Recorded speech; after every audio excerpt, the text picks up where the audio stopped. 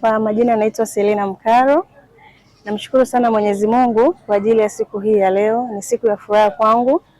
Ni siku ambayo sikuitarajia kwa kweli. Ninawashukuru sana waandaaji wa tunzo hizi kwa sababu wanatu inspire sisi kama wanawake wapambanaji. Unajua katika kila hatua kuna kufeli, kuna kuanguka, lakini mara nyingi wanawake maji ya kwanza huwa wanasubutu kuamka na kwenda mbele. Tunaamini kabisa pale unapoanguka ukisimama unapiga hatua 2, 3 zaidi. Hauwezi kusimama na kupiga hatua ile ile uliyokuwa nayo. Kwa hiyo katika tuzo hizi nimejifunza mambo mengi na ninaamini hii tuzo itanisaidia mimi kwenda kupaza sauti zaidi ili kuwashika wanawake wenzangu mikono na ikiwezekana kufanya vizuri zaidi. Ninaahidi kila mwaka itakuwa ni chachu kwangu kwa kuamini kwamba tuzo niliyopata inatakiwa mimi nifanyie kazi ili niweze kutoa appreciation nyingi zaidi. Katika swala la kupima afya kwa kweli ni swala ambalo ni very important na ni swala nyeti sana hasa kwa sisi wanawake. Mwanamke siku zote ameumbiwa kutengeneza familia na kuibeba familia.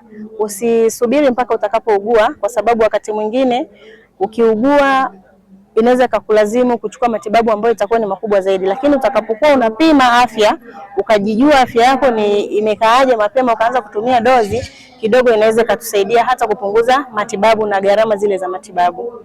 Kwa hiyo wito wangu kwa jamii na kwa wanawake wenzangu, tunapokuwa tunapata fursa, na mara nyingi tunaishukuru sana serikali yetu ya Tanzania kwa sababu mara nyingi tunapata fursa za hawa wataalamu wanatutembelea. Mfano upimaji wa shingo ya uzazi tunapata bure. Kwa hiyo ninawahasa wanawake wenzangu tuendelee kujitokeza kwa wingi kwa ajili ya kujua afya zetu. Naitwa Justin Rutagengwa, ni daktari bingwa wa magonjwa ya kina mama na uzazi kutoka Mwanza.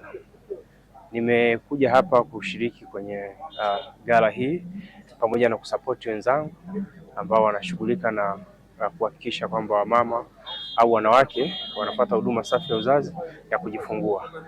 Na kama tulivyoongea kule ndani, tunakumbushia kwamba ni muhimu sana, tunakumbusha wanawake kuweza kufanya utafiti wa awali au screening ya saratani ya shingo ya kizazi na saratani za matiti, kwa sababu kwa kufanya hivi kunaweza kuzuia saratani hizi kukua na kuweza kuruhusu matibabu kwa tukaokoa maisha.